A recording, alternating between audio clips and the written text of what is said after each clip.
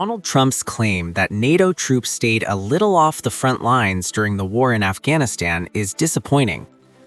Donald Trump's comments have triggered strong backlash from UK politicians and the families of veterans, with the mother of a wounded soldier calling the remarks offensive and shameful.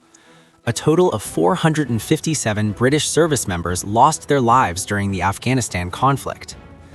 The UK was one of several allies that joined the US in Afghanistan in 2001 after Washington triggered NATO's Collective Defense Clause in response to the 9/11 terrorist attacks.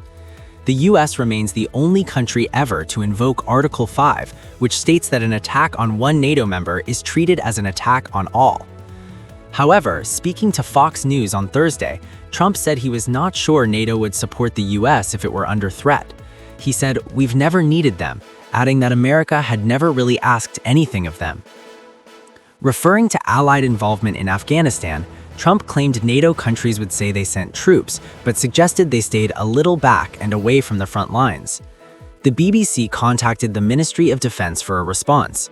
A spokesperson instead pointed to remarks made earlier in the week by Defense Secretary John Healey during a visit to NATO ally Denmark. Healey said British and Allied forces trained together, fought together, and in some cases died together, stressing the shared sacrifices made during the war.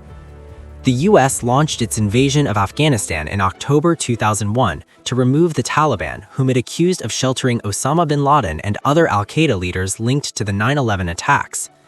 NATO countries provided troops and military support for the US-led campaign.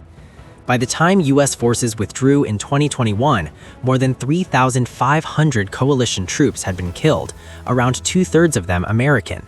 The UK recorded the second highest death toll after the US, with 457 fatalities.